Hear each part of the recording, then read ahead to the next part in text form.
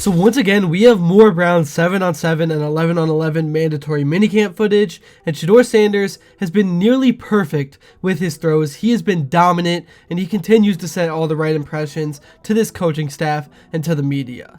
We have a young linebacker who is starting to stand out. Diontae Johnson finally spoke to the media and said a lot of great things. There is just a ton of Browns news to cover in today's video. But first, before I begin, I would really appreciate it if you would drop a like and subscribe. It only takes 5 seconds, plus you can always change your mind. We are on the road to 60,000 subscribers, and with your support, I believe that we can get there super fast.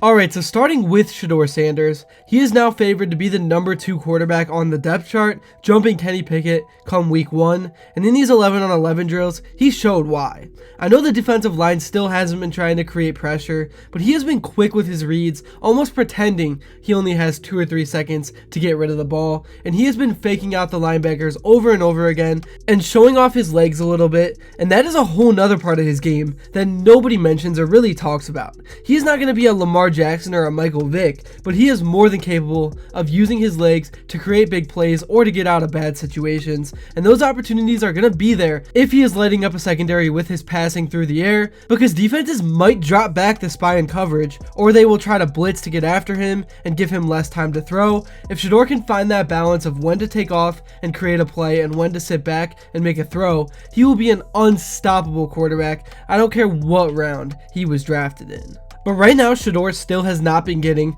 the reps that Joe Flacco and Kenny Pickett have been getting. He's mainly been running second team, but at what point does the coaching staff have to give in and finally bump him up? I think him being a 5th round pick has skewed everyone's minds into believing that he should be treated like one, when in reality, the talent is 1st round caliber. It was the outside things that for some reason held him back. But Shedeur himself does not seem to be too bothered by it. I love what he said in his press conferences. Life is just based on how you view different things.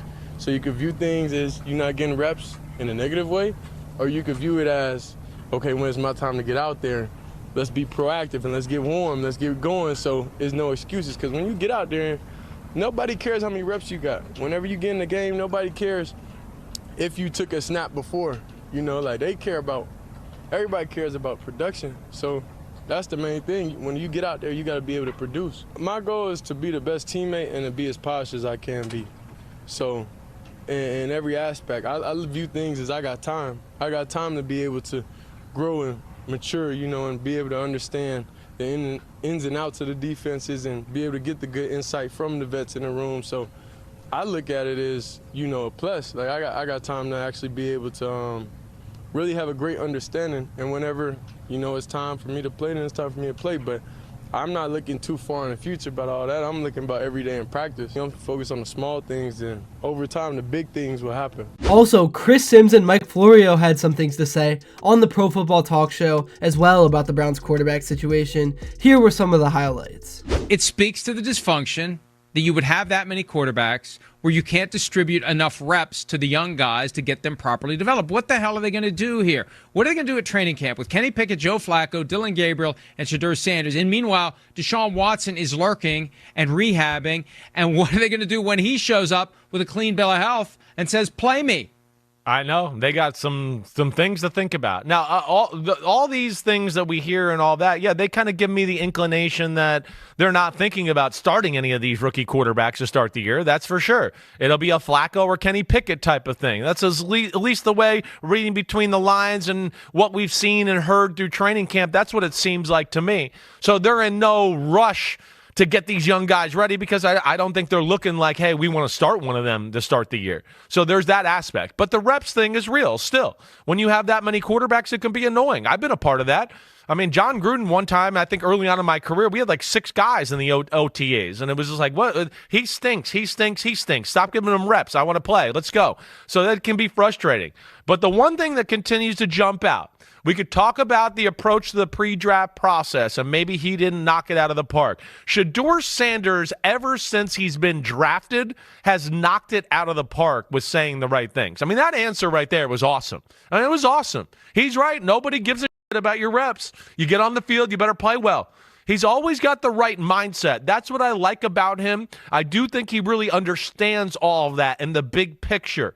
And I do think he's one of those guys that, yeah, when the big lights come on, he's better than maybe he would be, in the middle of the day in June at practice. He's a gamer a little bit that way. I actually for once love what these two had to say, because it will get frustrating having 4 or even 5 quarterbacks at one point for the position players. I'm not sure why Deshaun Watson hasn't been cut already. I have no idea what Kenny Pickett is doing on this team. Literally, to me, the answer for this upcoming season is so obvious. Just make the room Joe Flacco, Dylan Gabriel, and Shedeur Sanders and call it a day. All Pickett and Watson are doing is flooding the space and creating this problem that doesn't need to be there. And I'm not trying to slight against Kenny Pickett. I'm sure he's a great guy who's good in the locker room, but the Browns literally signed him just to put a quarterback on the roster since they had none before the draft. It was kind of like a panic sort of move. But then they signed Joe Flacco, and then they drafted 2 guys, and you got Watson rehabbing like they mentioned on the show. It's just too much. It really is. And we all know Kenny Pickett is a 2,000-yard quarterback with no ceiling, so eliminate him out. The Watson experiment went horrible. Get rid of him, and all of a sudden, you have a functional 3-man quarterback room. The answer is so obvious, but it's almost infuriating and so frustrating how incompetent the Browns front office and coaching staff is sometimes. I know they say they have a plan. They put Kevin Stefanski up there in front of the podium, who says a bunch of smart word things to try to communicate to the fans that they know what they're doing, but the truth is they really don't. The Browns have been back in Cleveland since '99. This is year 26, I believe, which is crazy to say. And over those 26 years, there have been like 3 or 4 above 500 seasons. This is a dysfunctional and incompetent organization from top to bottom. And truthfully, I think most guys with any sort of football experience could lead a roster of pro players to a 3-14 season. So these guys up top in this organization aren't anything special. And when fans say they should get rid of Kenny Pickett and Watson, when I say it, when anyone says it, they actually are just as entitled to their opinion as the Browns coaching staff and management are. I know usually everyone makes fun of the dude that sits on his couch and complains that he could do better than the pros, but for the Browns, I think a lot of people could have done an on-par job with what the Browns have done the last 25 years. But yeah, enough of my rant. My point is to make the quarterback room for this year Flacco, Gabriel, and Sanders, and move on with your day. And if it works out, then great, and if it doesn't, then also great, because the Browns will then have 2 top picks in next year's draft with Arch Manning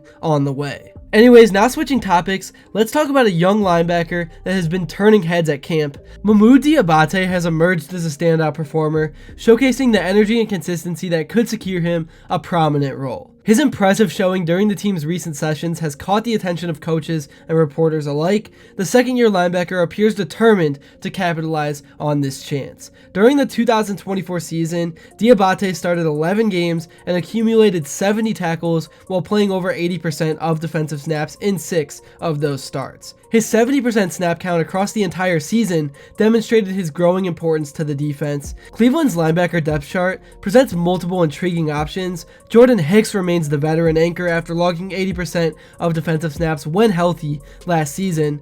Rookie Carson Schlesinger has already made strong early impressions, while the veteran free agent signing in Jerome Baker adds another experienced piece to the mix. The Browns coaching staff clearly recognized the need for additional linebacker help before JOK's injury created this vacancy. And speaking of vets, the Browns definitely signed an experienced player. And when I mean experienced, I'm talking in both a positive and negative way. They signed a guy in Diontae Johnson, who had some great seasons with the Pittsburgh Steelers, but a bad one physically and mentally last year. But he is trying to bounce back, and he finally spoke to the media, and here is what he had to say. That's one day at a time. Control what I control, make the most of my opportunities, and that's how it is for me right now. For sure. I don't like to speak on a lot of stuff, so I just, everybody gonna have their opinions, what I'm saying? So at the end of the day, I'm the only one in that room and really know what be going on, so I can only, everybody, like I say, they entitled to their own opinion, so I can only go off of what I know and then try to go off what I, can put out there, like in my best effort. But like I said, last year. I'm trying to turn and change that narrative and move the right way and just keep going, bro. It's one bad year. It's one year. I had 5 great seasons in Pittsburgh. It's 1 year. That don't define me as a player or none of that. My character, none of that. So, like I said, everybody gonna say what they want to say about me, but I know who I am as a person deep down, and that's all that matters to me. So. So once again, this is a player who has said all the right things to the media. He seems genuine. He seems like last year is behind him, but only time will tell if he can truly bounce back and be that Steelers Diontae Johnson once again. That's really all I have to say for this video. I think the Browns are in a good place. They're making strides forward. Shedeur Sanders just continues to light up mandatory minicamps. He continues to impress early on, even though I know it's not necessarily the most important time of year. It's not training camp or anything, but he is doing all the right things, and it's exciting to see. Let me know what you thought about this video in the comments below and what you would like to see next. Your support always means the world, and until next time, I will see you all later.